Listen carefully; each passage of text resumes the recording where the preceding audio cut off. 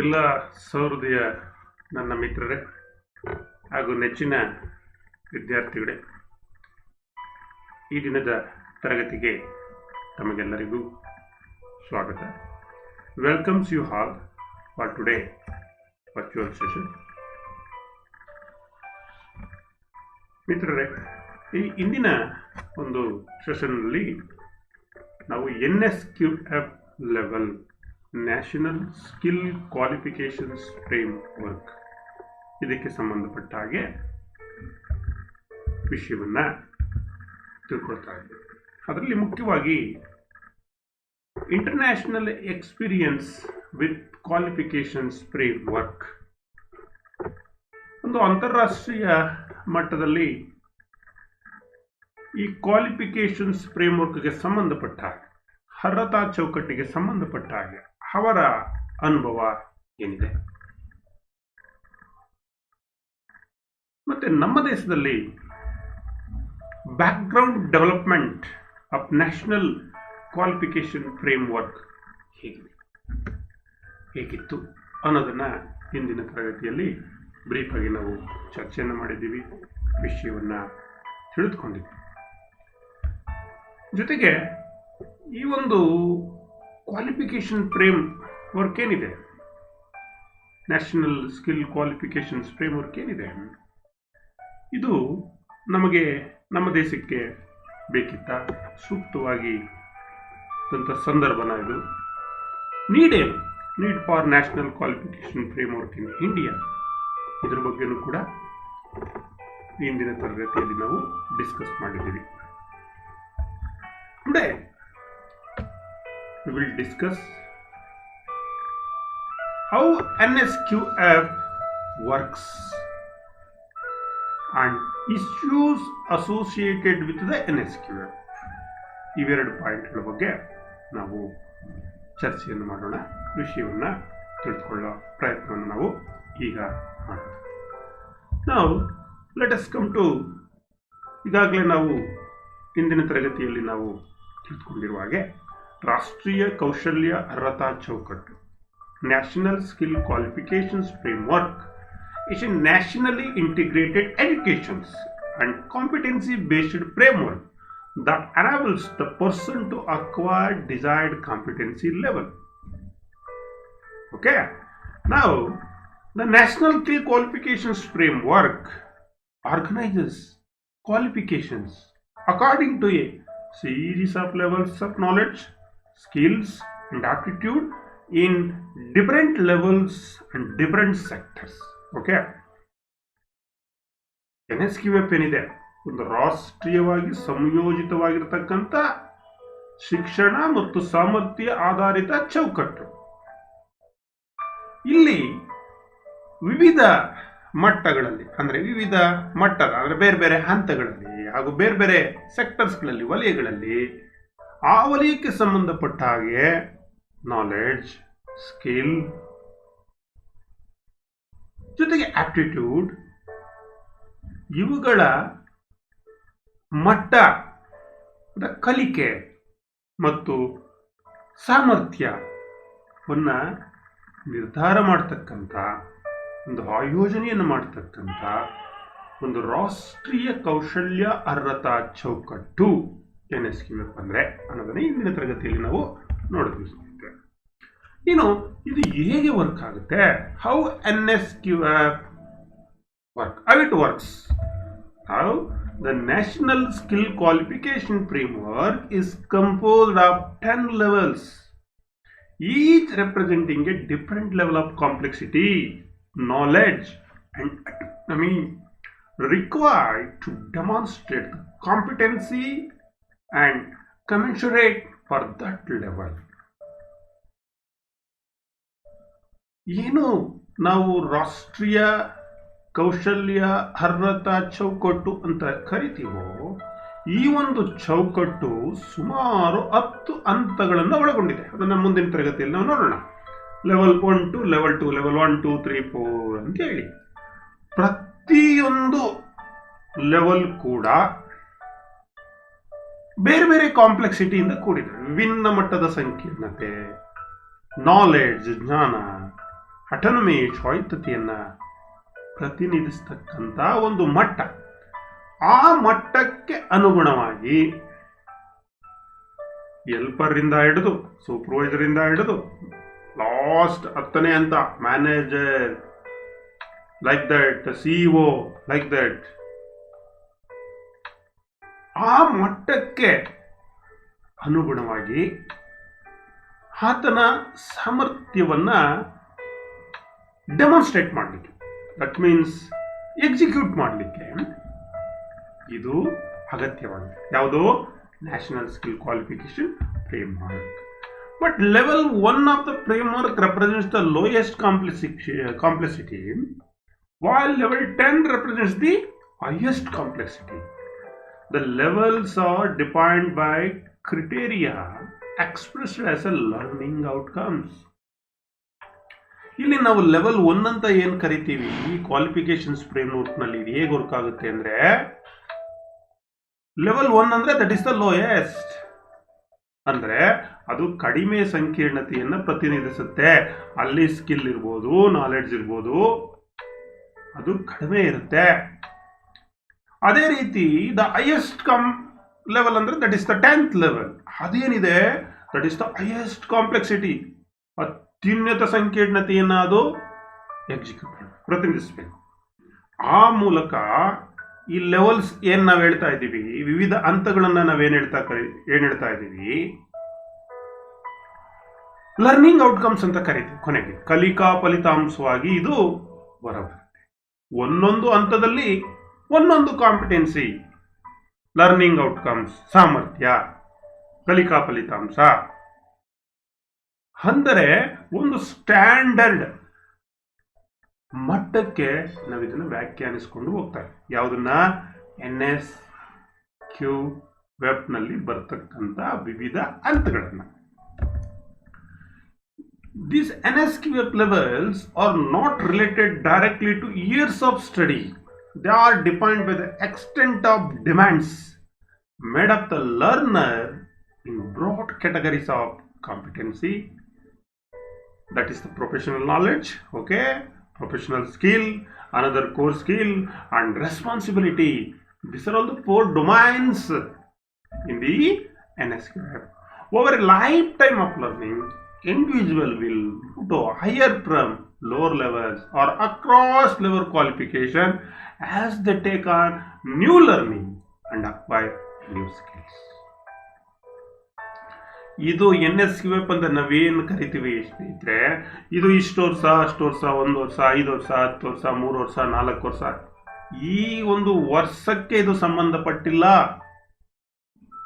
ಈ NSQF level ಮಟ್ಟ ಏನಿದೆ, ದಟ್ ಮೀನ್ಸ್ NSQF ಲೆವೆಲ್ಸ್ ಅಂತ ಕರಿತೀವಿ. ಆತನ ಸಾಮರ್ಥ್ಯ ಅಂದ್ರೆ ಏನು?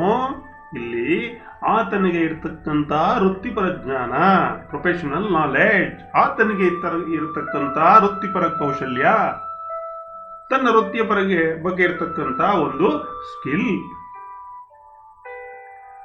ಹಾಗೂ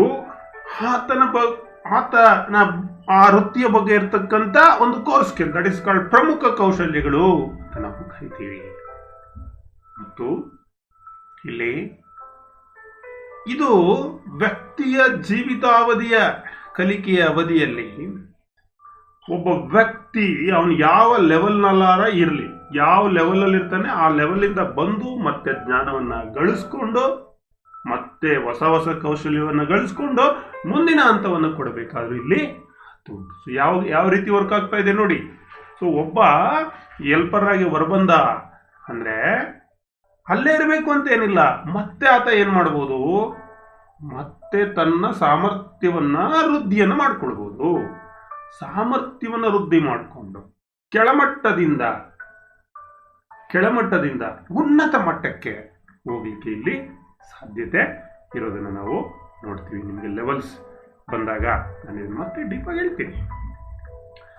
Each NSQF level is defined by a set of descriptors expressed as a learning outcomes. ಇಲ್ಲಿ ನಾನು ಏನು ಪ್ರತಿಯೊಂದು ಈಗ NSQF ಲೆವೆಲ್ ಅಂದ ತಕ್ಷಣ ಅಲ್ಲಿ ಲೆವೆಲ್ ಡಿಸ್ಕ್ರಿಪ್ಟರ್ಸ್ ಅಂತ ಬರುತ್ತೆ. ಪ್ರತಿಯೊಂದು ಹಂತದ ವಿವರಣೆಗಳನ್ನು ನಾವು ಹೇಳ್ತಾ ಹೋಗ್ತೀವಿ. ಈ ಪ್ರತಿಯೊಂದು ಹಂತದ ಅಂದ್ರೆ ಪ್ರತಿಯೊಂದು ಮಟ್ಟದ ಲೆವೆಲ್ ಅಂತ ಏನು ಕರಿತೀವಿ, ಅಲ್ಲಿ ಅದನ್ನು ಯಾವ ಆಧಾರದ ಮೇಲೆ ಹೇಳ್ತೀವಿ ಅಂದ್ರೆ that is called learning outcomes ಅಂತ ಕರಿತೀವಿ. ಕಲಿಕೆಯ ಫಲಿತಾಂಶಗಳು ಅಂತ ನಾವು ಅದನ್ನ ವ್ಯಾಖ್ಯಾನವನ್ನು ನಾವು ಮಾಡ್ತಾ ಹೋಗ್ತೀವಿ.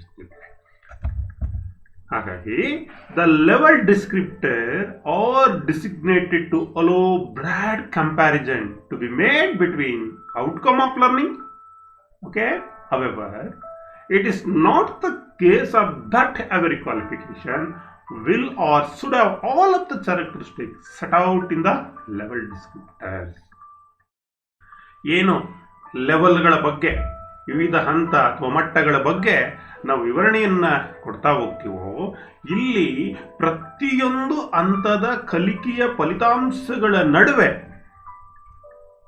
ಒಂದು ಸ್ಟೆಪ್, ಒಂದು ಲೆವೆಲ್, ಎರಡನೇ ಲೆವೆಲ್, ಮೂರನೇ ಲೆವೆಲ್, ಈ ರೀತಿ ವಿಶಾಲವಾದ ಹೋಲಿಕೆಗಳನ್ನು ನಾವು ಮಾಡ್ಬೋದು. ಆ ರೀತಿ ಇದನ್ನ ಏನ್ ಮಾಡಿದ್ದಾರೆ, ಡಿಸೈನ್ ಮಾಡಿದ್ದಾರೆ. ಪ್ರತಿ ಹಂತದಲ್ಲಿ ಈ ಲೆವೆಲ್ ಡಿಸ್ಕ್ರಿಪ್ಟರ್ಸ್ 5 ಡೊಮೈನ್ಸ್ ಅಂತ ಏನ್ ಹೇಳಿದೆ, that is the process, professional knowledge, professional skill, core skill and responsibility, ಎಲ್ಲ ಒಂದು ಗುಣಲಕ್ಷಣಗಳನ್ನ ಹೊಂದಿರಬೇಕು ಪ್ರತಿಯೊಂದು ಮಟ್ಟದಲ್ಲಿ. Each qualification at NSQF level may be further defined with reference to the curriculum, nutritional contact hours, subject, durations of studies, workload, trainer quality and type of training institutions to indicate what is expected to the learner in terms of ability to do or apply at the end of the learning process. So, ಈ ರೀತಿ NSQF ಏನಾಗುತ್ತೆ, work ಆಗುತ್ತೆ. ನೋಡಿ, ಪ್ರತಿಯೊಂದು ಹಂತದಲ್ಲಿ ನಾವು ಒಂದು ಅರ್ಹತಾ ಮಟ್ಟವನ್ನ ನಿರ್ಧಾರವನ್ನು ಮಾಡಲಿಕ್ಕೆ ಒಂದು ಪಠ್ಯಕ್ರಮ ಇರಬೇಕು, ಒಂದು ಕ್ಯೂರಿಕ್ಯುಲಮ್ ಇರಬೇಕು, ಮತ್ತೆ ಇಷ್ಟು ಗಂಟೆ ಕಾಂಟ್ಯಾಕ್ಟ್ ಅವರ್ಸ್ ಇರಬೇಕು, ಸಬ್ಜೆಕ್ಟ್ಸ್ ಇರಬೇಕು, ವಿಷಯಗಳಿರಬೇಕು, ಅಧ್ಯಯನದ ಅವಧಿ ಅಂತೀವಿ, ಡ್ಯೂರೇಷನ್ ಆಫ್ ಸ್ಟಡೀಸ್, ವರ್ಕ್ಲೋಡ್, ಮತ್ತೆ ಎಲ್ಲದಕ್ಕಿಂತ ಹೆಚ್ಚಾಗಿ ಟ್ರೈನರ್ ಅಂತ ಕರಿತೀವಿ, ತರಬೇತುದಾರ, ಗುಣಮಟ್ಟ. ಈಗ ನಾನು ಒಂದು ಫಿಟ್ಟರ್ ಆಗಲಿ, ಎಲೆಕ್ಟ್ರಿಷಿಯನ್ ಆಗಲಿ, ಅಥವಾ ಬೇರೆ ಒಂದು ಎಲೆಕ್ಟ್ರಾನಿಕ್ ಮೆಕ್ಯಾನಿಕ್ ಆಗಲಿ, ನಾನು ತರಬೇತಿಯನ್ನು ಕೊಡ್ತಾ ಇದ್ದೀನಿ ಅಂದ್ರೆ ನನ್ನ ಕ್ವಾಲಿಟಿ ಏನಿದೆ, ನನ್ನ ಗುಣಮಟ್ಟ ಏನಿದೆ, ಮೊದಲು ನನಗೆ ಬರಬೇಕು.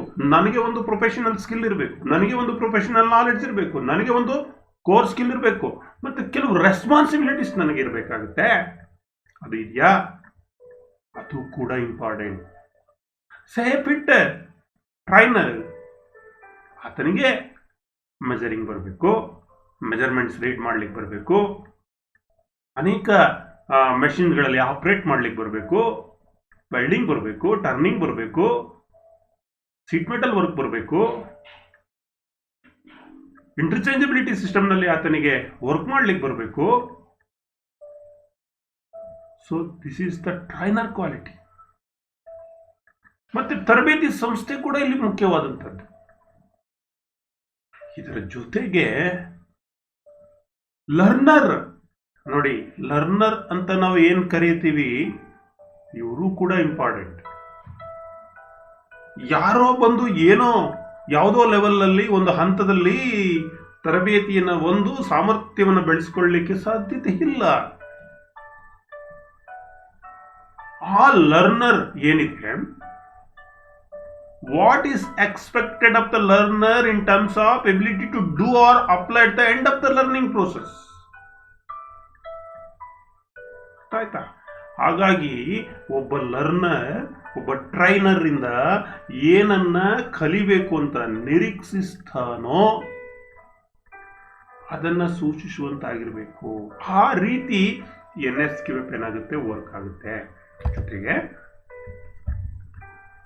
ಇಲ್ಲಿ ಕೆಲವಾರು ಅನೇಕ ವಿಷಯಗಳಿದೆ.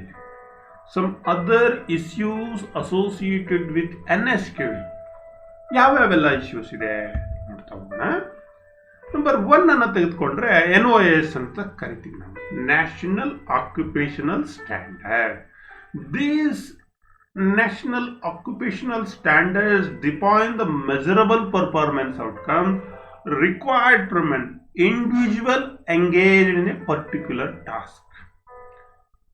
ರಾಷ್ಟ್ರೀಯ, ದಟ್ ಮೀನ್ಸ್ ಏನು ನಾನು ಹೇಳ್ತಾ ಇದ್ದೀನಿ, ನ್ಯಾಷನಲ್ ಆಕ್ಯುಪೇಷನಲ್ ಸ್ಟ್ಯಾಂಡರ್ಡ್ ಅಂತ ನಾವೇನು ಕರೆದ್ವಿ, ಇದು ಒಂದು ನಿರ್ದಿಷ್ಟ ಕಾರ್ಯದಲ್ಲಿ ತೊಡಗಿರುವ ವ್ಯಕ್ತಿಯಿಂದ ಅಗತ್ಯವಿರ್ತಕ್ಕಂಥ, ಆತ ಕಲ್ತಿರ್ತಕ್ಕಂಥ ಕಾರ್ಯಗಳ ಬಗ್ಗೆ ಮತ್ತೆ ಔಟ್ಕಮ್ಸ್ ಏನಿದೆ, ಕಾರ್ಯಕ್ಷಮತೆಯ ಫಲಿತಾಂಶಗಳ ಬಗ್ಗೆ ಒಂದು ಮೆಜರಬಲ್ ಇರಬೇಕು. The least on what an individual performing that task should know and also do. These standards can form the benchmark for various education and training programs and recruitment range of HRM practice. ಅಂದ್ರೆ NOS ಪ್ರಕಾರ, national occupational standards ಪ್ರಕಾರ, ಒಂದು ನಿರ್ದಿಷ್ಟ ಕಾರ್ಯದಲ್ಲಿ ತೊಡಗಿರ್ತಕ್ಕಂಥ ವ್ಯಕ್ತಿ ಆತ ಅಗತ್ಯವಿರ್ತಕ್ಕಂಥ ಒಂದು ಕಾರ್ಯಕ್ಷಮತೆಯನ್ನ ಹೊಂದಿರಬೇಕು. ಜೊತೆಗೆ ಆತ ಏನನ್ನ ತಿಳಿದುಕೊಳ್ಬೇಕು, ಏನನ್ನ ಮಾಡಬೇಕು ಅನ್ನೋದನ್ನ ಈ NOS ಏನ್ ಮಾಡುತ್ತೆ, ಪಟ್ಟಿ ಮಾಡುತ್ತೆ. ಒಂದು ಮಾನದಂಡ, ದಟ್ ಈಸ್ ಸ್ಟ್ಯಾಂಡರ್ಡ್ ಅಂತ ಕರಿತೀವಿ. ಯಾವ ರೀತಿ system of education, system of training ಮೂಲಕ ವಿವಿಧ ಮಾನದಂಡಗಳು, ದಟ್ ಮೀನ್ಸ್ ಸ್ಟ್ಯಾಂಡರ್ಡ್ ಒಂದು ಪ್ರೋಗ್ರಾಮ್ಸ್ ಅನ್ನ ಏನ್ ಮಾಡುತ್ತೆ, ಇದು ರೂಪಿಸ್ತಕ್ಕಂಥ ಕೆಲಸವನ್ನು ಮಾಡುತ್ತೆ. ಯಾವುದು? NOS. ಈ NOS ಪ್ರತಿಯೊಂದು ಸೆಕ್ಟರ್ಗೂ ಕೂಡ, ಅದು ಯಾವುದೇ ಸೆಕ್ಟರ್ಗಾಗಿರಲಿ, ಪ್ರತಿಯೊಂದು ಸೆಕ್ಟರ್ಗೂ ಅಲ್ಲಿ ಏನೇನು ಕಲಿಬೇಕು, ಅಲ್ಲಿ ಏನೇನು ಇದೆ, ಯಾವ್ಯಾವ ಹಂತ ಇದೆ ಅನ್ನೋದನ್ನ ತಿಳಿಸುತ್ತೆ. ಜೊತೆಗೆ just as each job role may require the performance of a number of tasks, the combination of all the NOS corresponding to this task would form the qualifications pack for that job role. ಈಗ ಒಂದು construction ನಾವು ತೆಗೆದುಕೊಂಡ್ರೆ ಅಲ್ಲಿ helper ಇರ್ತಾನೆ, ಗಾರೆ ಕೆಲಸ ಮಾಡೋನು, plaster ಮಾಡೋನು, ಇಟ್ಟಿಗೆಯನ್ನ ಕೊಡ್ತಕ್ಕಂಥವನು. ಓಕೆ, ಸೊ ಇವೆಲ್ಲ ಇರ್ತವೆ. ಇವೆಲ್ಲವನ್ನ NOS ಪ್ರಕಾರ NOS 1, 2, 3, 4 ಅಂತ ಹೇಳ್ತಾ ಹೋಗ್ತೀವಲ್ಲ ಈ ಸ್ಟ್ಯಾಂಡರ್ಡ್ಸ್ ಅನ್ನ, that standard is called as qualifications pack ಅಂದ್ಬಿಡ್ತೀವಿ. ಅದನ್ನ ಯಾವುದಾದರೂ ಒಂದು ಕಾರ್ಯವನ್ನ ನಿರ್ವಹಿಸುವಾಗ ಆ ಕಾರ್ಯಕ್ಕೆ ಏನೆಲ್ಲ ಅರ್ಹತೆ ಇರಬೇಕು, ಏನೆಲ್ಲ ಸಾಮರ್ಥ್ಯ ಇರಬೇಕು, ಯಾವೆಲ್ಲ ಹಂತ ಇದೆ, ಅಷ್ಟನ್ನ ನಾವು ಸೇರಿಸ್ಕೊಂಡಾಗ ಏನಾಗುತ್ತೆ, ಅದೊಂದು ಕ್ವಾಲಿಫಿಕೇಶನ್ಸ್ ಪ್ಯಾಕ್. ಅದನ್ನು QP ಅಂತ ನಾವು ಕರಿತೀವಿ.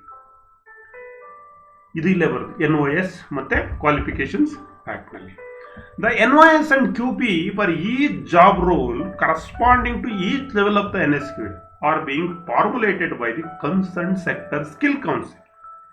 SSCS ಅಂತ ಕರಿತೀವಿ, concern sector skill council. NOS ಏನಿದೆ, ನ್ಯಾಷನಲ್ ಆಕ್ಯುಪೇಷನಲ್ ಸ್ಟ್ಯಾಂಡರ್ಡ್ಸ್, ಈ ಕ್ವಾಲಿಫಿಕೇಶನ್ಸ್ ಪ್ಯಾಕ್ಗೆ ಅನುಸಾರವಾಗಿ ಪ್ರತಿಯೊಂದು ಕೆಲಸದ ಪಾತ್ರಕ್ಕೆ ಮತ್ತು ಪ್ರತಿಯೊಂದು ವಲಯಕ್ಕೆ, ಸೆಕ್ಟರ್ಗೆ SSCಗಳನ್ನು ರೂಪಿಸುತ್ತೆ, ಏನೇನು ಕಲಿಬೇಕು ಅಂತೇಳಿ. That means SSC sector skill council ಅಂತ ಕರಿತೀವಿ. ಒಂದು ನಿರ್ದಿಷ್ಟ ವಲಯಕ್ಕೆ ಯಾವುದೇ SSC ಇಲ್ಲದಿದ್ದಲ್ಲಿ ಅಥವಾ SSC ಕಡೆಯಿಂದ ಯಾವುದೇ NOS ಆಗಲಿ ಅಥವಾ ಕ್ವಾಲಿಫಿಕೇಶನ್ ಪ್ಯಾಕ್ಗಳಲ್ಲಿ ಸಕಾಲದಲ್ಲಿ ಕೊಡ್ಲಿಕ್ಕೆ ಆಗದೆ ಹೋದ್ರೆ ಸಾಧ್ಯ ಆಗೋದಿಲ್ಲ. ಈ ಒಂದು ಜವಾಬ್ದಾರಿ ಏನಿದೆ ಅದನ್ನ ಯಾರು ಹೊರ್ತಾರೆ? ರಾಷ್ಟ್ರೀಯ ಕೌಶಲ್ಯ ಅರ್ಹತಾ ಸಮಿತಿ ಅಂತ ಒಂದಿದೆ, national skill qualification committee, NSQSC ಅಂತ ಹೇಳಿ. ಅದು ಅವರಿಗೆ ವಹಿಸ್ತದೆ. ಅದರ ಅನುಭವದ ಅಥವಾ ಆ ಒಂದು ನಿಟ್ಟಿನಲ್ಲಿ ಜ್ಞಾನ ಹೊಂದಿರತಕ್ಕಂಥ ಸೆಕ್ಟರ್ನಲ್ಲಿ ಒಂದು ಬಾಡಿ ಕಾರ್ಯವನ್ನು ನಿರ್ವಹಿಸುತ್ತೆ. ಸೊ ಈ ರೀತಿ ಈ NOS ವರ್ಕ್ ಆಗ್ತಕ್ಕಂಥದ್ದು. NOS and QP qualification pack each job role corresponding to the each level of the National Skill Qualification Framework. These National Skill Qualification Framework are being formulated by the concerned sector. There are different sectors, either agriculture, that is manufacturing, that is fabrication, that is plumbing ಇರ್ಬೋದು, constructions ಇರ್ಬೋದು, agriculture ಇರ್ಬೋದು, medical ಇರ್ಬೋದು, fabrications ಇರ್ಬೋದು, ಬೇರೆ ಬೇರೆ sector skills. In the event of there being no SSC for a given sector or inability on the part of SSC to produce the NOS or qualification packs in timely manner, this responsibility may be assigned by the National Qualifications Committee. ಎಲ್ಲಿ SSC ಇಲ್ಲ ಅಂತ ಕಡೆ ಒಂದು national occupational standards ಮತ್ತೆ ಒಂದು qualification packs ಅನ್ನ timely ನಾವೇನ್ ಮಾಡಬೇಕಾಗುತ್ತೆ, ಮಾಡ್ತಕ್ಕಂಥ ಒಂದು ಜವಾಬ್ದಾರಿ. ಅದನ್ನ ಯಾರು ಅಸೈನ್ ಮಾಡ್ತಾರೆ? National skill qualifications committee. Relevant regulatory body or other entity having a experience and knowledge of the sector, ಅಥವಾ ಇತರೆ ಆ ಒಂದು ಜ್ಞಾನ, ಆ ಕ್ಷೇತ್ರದ ಬಗ್ಗೆ ಅನುಭವವನ್ನ ಹೊಂದಿರತಕ್ಕಂಥವ್ರಿಗೆ ಈ ಒಂದು ಕಾರ್ಯವನ್ನ ವಹಿಸ್ತಾರೆ. ಇನ್ನು ಎರಡನೇ ಪಾಯಿಂಟ್ಗೆ ಬಂದ್ರೆ ನಾವು ಕ್ಯೂರಿಕ್ಯುಲಮ್ ಪ್ಯಾಕೇಜಸ್ ಅಂತ ಕರಿತೀವಿ. The competency based curriculum package would consist of a syllabus. ಈ ಕ್ಯೂರಿಕ್ಯುಲಮ್ ಅಂದ ತಕ್ಷಣ ನಮ್ಮ ಮೈಂಡ್ಗೆ ಬರೋದು syllabus, student manuals, trainer guides, training manual, trainer qualifications, assessment and testing guidelines, multimedia packages and email materials. ಈಗೆಲ್ಲ ನಾವು ನೋಡ್ತಾ ಇದ್ದೀವಿ. ಈಗ ನಮ್ಮ ನಿಮಿ ಏನು ಮಾಡುತ್ತೆ, ಒಂದು ಪ್ಯಾಕೇಜನ್ನು ಕೊಡುತ್ತೆ, ಕ್ಯೂರಿಕ್ಯುಲಮ್ ಪ್ಯಾಕೇಜಸ್. ಆ ಪ್ಯಾಕೇಜಲ್ಲಿ ಸ್ಟೂಡೆಂಟ್ಸ್ ಇದೇನೋ ಸಿಲೆಬಸ್ ಇರುತ್ತೆ, ಪಠ್ಯಕ್ರಮ ಇರುತ್ತೆ, ಸಾಮರ್ಥ್ಯಾಧಾರಿತ ಯಾವ್ಯಾವ ಒಂದು ಸೆಕ್ಟರ್ಗೆ ಸಂಬಂಧಪಟ್ಟ ಹಾಗೆ ಸ್ಟೂಡೆಂಟ್ ಮ್ಯಾನ್ಯುವಲ್, ವಿದ್ಯಾರ್ಥಿಗಳಿಗೆ ನಾವೆಲ್ಲ ಬುಕ್ಸ್ ಎಲ್ಲ ನೋಡ್ತೀವಿ, ನಿಮಿ ಬುಕ್ಸು, ಇನ್ಸ್ಟ್ರಕ್ಟರ್ ಗೈಡ್ ಅಂತ ಕರಿತೀವಿ, ಟ್ರೈನರ್ ಗೈಡ್ ಅಂತ ಸಿಗುತ್ತೆ. ಸೊ ಟ್ರೈನಿಂಗ್ಗೆ ಸಂಬಂಧಪಟ್ಟಂಗೆ ಒಂದು ಮ್ಯಾನ್ಯುವಲ್ ಇದೆ, ಮತ್ತು ಟ್ರೈನರ್ ಕ್ವಾಲಿಫಿಕೇಶನ್ಸು, ಮತ್ತು ಅಸೆಸ್ಮೆಂಟ್ ಹೆಂಗೆ ಮಾಡಬೇಕು ಅದಕ್ಕೆ ಸಂಬಂಧಪಟ್ಟಂಗೆ ಗೈಡ್ಲೈನ್ಸು, ಮಲ್ಟಿಮೀಡಿಯಾ ಪ್ಯಾಕೇಜು, ಮತ್ತು ಇ ಮೆಟೀರಿಯಲ್ಸು, ಇ ಲರ್ನಿಂಗ್ಸ್. ಈಗ ನೀವು ಬರಸ್ಕಿಲ್.com ಅನ್ನ ನೀವು ತೆಗೆದ್ರೆ ಇವೆಲ್ಲ ಇರುತ್ತೆ. ದಟ್ ಈಸ್ ನಿಮಗೆ ಪ್ಯಾಕೇಜ್ ಅಂತ ಕರಿತೀವಿ. That is curriculum packages. This will be developed for each NSQF level and where relevant for specific qualifications packs identified by the SSC. ನೋಡಿ, ಈ ರೀತಿ ಕ್ಯೂರಿಕ್ಯುಲಮ್ ಪ್ಯಾಕೇಜ್ ಅನ್ನ ಡೆವಲಪ್ ಮಾಡೋದು ಪ್ರತಿಯೊಂದು NSQF ಲೆವೆಲ್ಗೆ ಮುಖ್ಯವಾಗಿರುತ್ತೆ. ಪ್ರತಿಯೊಂದು NSQF ಲೆವೆಲ್ಗೆ ಅಭಿವೃದ್ಧಿಪಡಿಸ್ತಾರೆ. ಅವುಗಳನ್ನ ಸಂಬಂಧಪಟ್ಟಂತ SSC ಅಂತ ಏನಿದೆ, ಈ SSC ಅವರು ಗುರುತಿಸಿರ್ತಾರೆ, ಐಡೆಂಟಿಫೈ ಮಾಡಿರ್ತಾರೆ. ಅವರು ಆ ಅರ್ಹತಾ ಪ್ಯಾಕ್ಗಳಿಗೆ, ಕ್ವಾಲಿಫಿಕೇಶನ್ಸ್ ಪ್ಯಾಕ್ ಸಂಬಂಧಪಟ್ಟಂತೆ ಈ ಒಂದು ಕ್ಯೂರಿಕ್ಯುಲಮ್ ಪ್ಯಾಕೇಜಸ್ ಅನ್ನ ಪ್ರತಿಯೊಂದು ಹಂತಕ್ಕೂ ಕೂಡ ನಿರ್ಧಾರವನ್ನು ಮಾಡುತ್ತಾರೆ ಅನ್ನೋದು ಇಂಪಾರ್ಟೆಂಟ್ ಪಾಯಿಂಟ್. ಇನ್ನು ನೆಕ್ಸ್ಟ್ ಈ ಕ್ಯೂರಿಕ್ಯುಲಮ್ ಪ್ಯಾಕೇಜ್ಗೆ ಹೋದಾಗ, this may be done by such agencies as the ministers, departments, sector skill councils and regulatory bodies may designate or any other body in accordance with the NSQF. NSQF curricula should be modular, allowing for skill accumulation, okay, and also to facilitating exit and entry. This is important. This curricular design will also be aligned to a credit framework that reflects credits earned and competencies acquired. Training of trainers would also be aligned to the NSQF.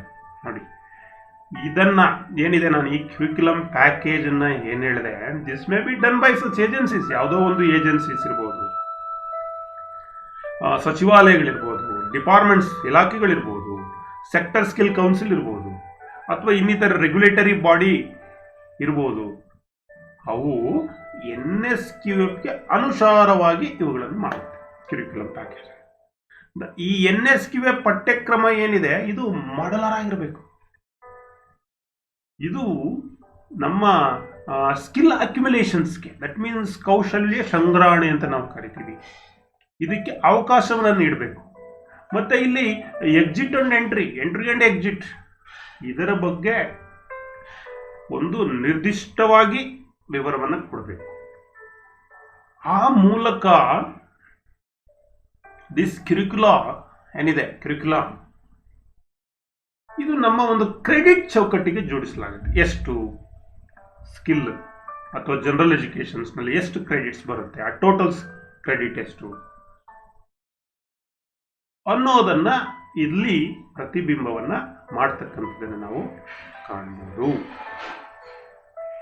Training of trainers ಏನಿದೆ, ನಮ್ಮ ಇನ್ಸ್ಟ್ರಕ್ಟರ್ಗೆ training ಅನ್ನ ಕೊಡ್ತಾರಲ್ಲ, it is also be align, ಅದಕ್ಕೂ ಕೂಡ may be CITS CTI ಅಲ್ಲಿಗೆ ಇದು connect ಆಗಿರುತ್ತೆ. ಯಾವ ರೀತಿ ಕ್ಯುರಿಕ್ಯುಲಾ ಇರಬೇಕು, ಸಿಲೆಬಸ್ ಇರಬೇಕು, ಪಠ್ಯಕ್ರಮ ಇರಬೇಕು ಅನ್ನೋದು. ಇನ್ನು ಮೂರನೇ ಪಾಯಿಂಟ್ ಬಂದರೆ ಅದರ ಇಂಡಸ್ಟ್ರೀಸ್ ಎಂಗೇಜ್ಮೆಂಟ್.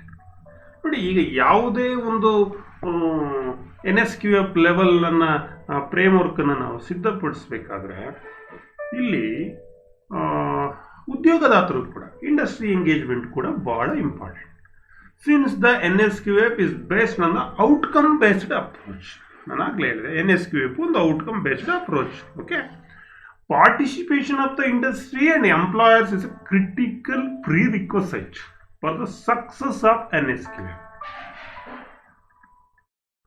NSQF ಅಂತಕ್ಕಂಥದ್ದೇ ಒಂದು ಫಲಿತಾಂಶ ಆಧಾರಿತ ವಿಧಾನವಾಗಿರೋದ್ರಿಂದ ಇಲ್ಲಿ ಉದ್ಯಮ ಮತ್ತು ಉದ್ಯಮದಾತರು ಭಾಗವಹಿಸೋದ್ರಿಂದ NSQF ಒಂದು ಯಶಸ್ವಿಗೆ, ಸಕ್ಸಸ್ಗೆ ಬಹಳ ಇಂಪಾರ್ಟೆಂಟ್. ಜೊತೆಗೆ vocational educations, vocational training, general education and skill development course will be designed, developed, delivered and learner assessed and certified in accordance with the NSQF in consultations with SSCs, industries and employers. In addition to these, industry may also provide support in terms of providing training institutions. ನೋಡಿ, ಇಲ್ಲಿ NSQF ಒಂದು ಫಲಿತಾಂಶ ಆಧಾರಿತ ವಿಧಾನ ಆಗಿರೋದ್ರಿಂದ ಇಲ್ಲಿ ಉದ್ಯೋಗದಾತರು, industry ಕೂಡ ಇಲ್ಲಿ ಭಾಗವಹಿಸಬೇಕಾಗುತ್ತೆ, ಉದ್ಯಮದಾರರು ಇಲ್ಲಿ ಭಾಗವಹಿಸಬೇಕಾಗುತ್ತೆ. ಅಂದರೆ ಉದ್ಯಮ ಮತ್ತು ಉದ್ಯೋಗದಾತರೊಂದಿಗೆ ಒಂದು ವೃತ್ತಿಪರ ಶಿಕ್ಷಣವನ್ನು ನೀಡಬೇಕಾದ್ರೆ, ವೃತ್ತಿಪರ ತರಬೇತಿಯನ್ನು ನೀಡಬೇಕಾದ್ರೆ, ಒಂದು ಸಾಮಾನ್ಯ ಶಿಕ್ಷಣವನ್ನು ನೀಡಬೇಕಾದ್ರೆ, ಒಂದು ಕೌಶಲ್ಯಕ್ಕೆ ಸಂಬಂಧಪಟ್ಟಂಥ ಅಭಿವೃದ್ಧಿ ಕೋರ್ಸ್ಗಳನ್ನು ವಿನ್ಯಾಸಗೊಳಿಸಬೇಕಾದ್ರೆ ಇವ್ರ ಜೊತೆ ನಾವೇನು ಮಾಡಬೇಕಾಗುತ್ತೆ? ಸೊ ಇವ್ರ ಜೊತೆ ನಾವು ಮಾತಾಡಬೇಕಾಗುತ್ತೆ, ಸಮಾಲೋಚನೆಯನ್ನು ನಾವು ಮಾಡಬೇಕಾಗುತ್ತೆ.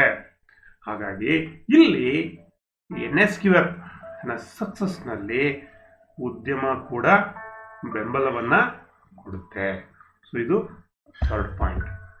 ಇನ್ನು ಹಾರಿಜಾಂಟಲ್ ಅಂಡ್ ವರ್ಟಿಕಲ್ ಮೊಬಿಲಿಟಿ ಅಂತ ಕರಿತೀವಿ.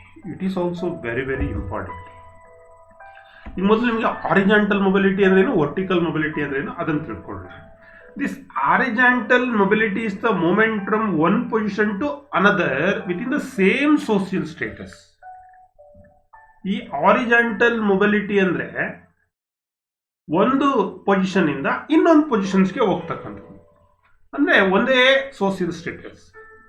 ಇನ್ನು ವರ್ಟಿಕಲ್ ಮೊಬಿಲಿಟಿ ಅಂದ್ರೆ it is the movement R displacement of individuals or a groups, ಒಬ್ಬ ಇರ್ಬೋದು ಅಥವಾ ಒಂದು ವ್ಯಕ್ತಿಗಳ ಗುಂಪು ಇರ್ಬೋದು, from one social classes to another. Horizontally same social ಸ್ಟೇಟಸ್ಗೆ ಮೂವ್ ಆಗ್ತಾರೆ. ವರ್ಟಿಕಲ್ ಮೊಬಿಲಿಟಿನಲ್ಲಿ ಈಗ ಯಾವುದೋ ಒಂದು ಗ್ರೂಪ್ ಅಥವಾ ಇಂಡಿವಿಜುವಲ್ ವ್ಯಕ್ತಿ ಒಂದು ಸೋಷಿಯಲ್ ಕ್ಲಾಸಸ್ ಇಂದ ಇನ್ನೊಂದು ಸೋಷಿಯಲ್ ಕ್ಲಾಸ್ಗೆ ಹೋಗ್ತಕ್ಕಂಥದ್ದು. ಅಂದರೆ for horizontal and vertical mobility to take place the following are essential. ಯಾವ್ಯಾವುದು ನೋಡೋಣ ಈಗ. Each level is linked to the one above and below it by a series of steps. If these steps in any industry sector or academic domain are missing, the NSQF would help identify and map this missing gap.